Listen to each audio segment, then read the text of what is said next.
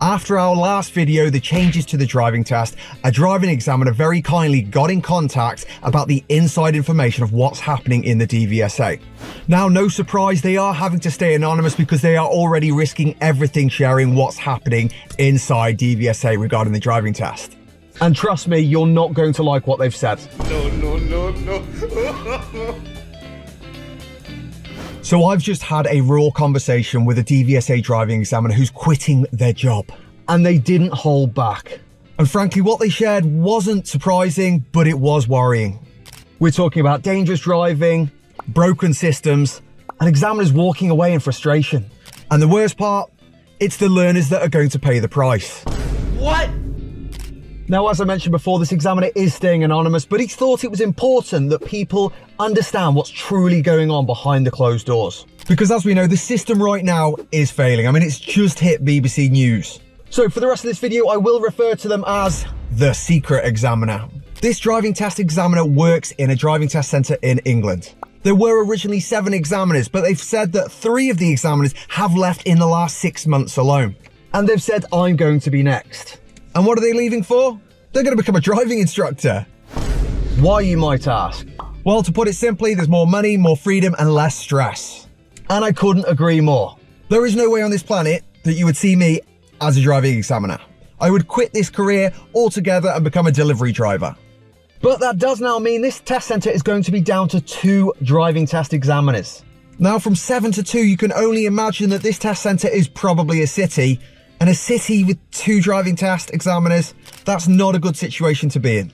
They've also said as an examiner, it's almost impossible to book any holiday, and I can understand why. Why would they let you go on holiday when there's no tests available as it is? And if you do want to book a holiday, you've got to book it at least 6 months ahead. 6 months ahead. Now that's going to take a lot of planning. And I do get it from both sides, as I say. There's no driving tests, so you need the people working, but the more you force them to work, the less they're going to want to work and the more likely they are to. So it's a bit of a sticky situation. They're saying that test slots are blocked out for 24 plus weeks, which completely makes sense because you can't book a holiday for anything less than 6 months and 6 months of tests are already booked. But that's a bit of a crap place to be, isn't it? Let's have a quick look at how much driving test examiners actually earn. So you want to be a driving test examiner, earn some real money. Let's have a look. So as a driving test examiner, starting out, you are going to earn around 25,000. But you can work your way up the system to become a senior examiner and hit the big bucks, 27k.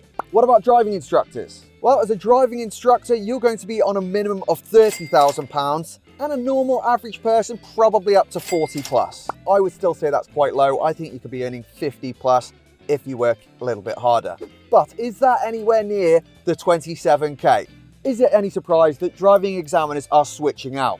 Well, I'm not shocked. But besides burnout and money, there is something else that did shock me, and that was the safety aspect. And yes, I do think about it as a driving instructor. I'm putting these students inside a car with the examiner. They've never met them, they can't speak. So yes, obviously there is going to be a safety aspect, but I didn't expect them to say it like this. So we had a chat and I asked them, what is the job of being a driving test examiner really like? And I asked, is it safe to be a driving test examiner? And they said, surprisingly, not always. And they said just last week, they had to stop 2 driving tests before they finished due to dangerous driving. They actually gave an example of someone that got a dangerous fault immediately when starting the test, followed by 8 serious faults and 27 minor driving faults. And this is one of the tests that he didn't cancel. So I can't imagine what the other 2 were like. And then on the other end of the scale, it was really nice that they actually passed someone that was on their 10th attempt at a driving test. Now that's really nice, isn't it? But at the same time, you've got to ask yourself, why have they been there 10 times? Have they just been really unlucky? Or are they just banging their head against a brick wall and keep turning up to the driving test when they're not actually ready? And I hate to be the pessimist, but I think it's more likely to be the second one, which leads us on to what's actually causing the backlog in the driving test system. The secret examiner believes it's due to driving instructors taking people to the driving test when they're not ready. And I tend to agree, yes, that's definitely part of it. But can we really just blame instructors? Or is the system forcing people into doing it? Think about it for a second. You've got 6-month wait times on the driving test. The pressure of that alone is just insane. Knowing that if you fail this test today, you aren't going to sit another one for 6 months. Then you've got the expiry date on your theory test, maximum of 2 years, and they're not extending those. Then you've got the cost of driving lessons, which have probably doubled in the last year or so. And then on top of that, there's no availability for lessons anywhere anyway. It's a hell of a lot going on. So if someone does get a driving test, even if they're not quite ready, are they really likely to cancel it and give it someone else? Or are they more likely to just go and have a go? I mean, we're talking gold dust here. And as instructors, we're completely stuck in the middle. I had someone say to me the other day, Josh, I've just had a baby. I am desperate. I have to pass this driving test. And I know, like everyone else, they are financially struggling. They can't afford to continue with the lessons. But I know deep down, they are just not quite ready for their driving test. In fact, if I did take them, the examiner's going to look at me and go, are you crazy? Why have you put this person in the car with me? So then I have to be the bad guy, the villain, that says to them, I'm sorry, but you're just not quite ready. We need to work on a few more things. And can you imagine how that makes her feel? And then I feel terrible. It's not a nice situation to be in for anyone. And my job is to be kind, but it's also to be honest and try and keep everyone safe. But it's not always the easiest thing to do. And I even got this comment on one of my latest driving test examiner secrets video the other day. And they said, my instructor started off super nice. And they always said I was going to pass. Next thing you know, they're pushing them for two-hour lessons per week. And every time I asked about the test, they said I wasn't ready. And then at one point, said I was going to hit a pedestrian that was 50 kilometers away. They've made me seriously hate driving. And I get that, I feel for that person, I really do. But I've also had to be the bad guy who's had to say to this person, you're not quite ready. Something's not quite right just yet. We need to fix X, Y, and Z.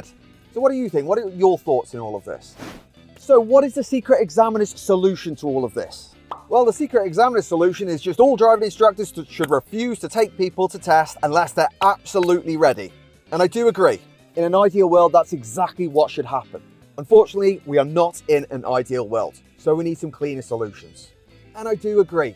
In an ideal world, driving instructors only took people when they're ready. Perhaps it would unclog the system a bit. But that would suggest there definitely are enough driving test slots out there for everyone to take the driving test. And I don't think that's the case. Because if it was, and it was just the number of people taking driving tests, then surely the driving test pass rate would absolutely plummet.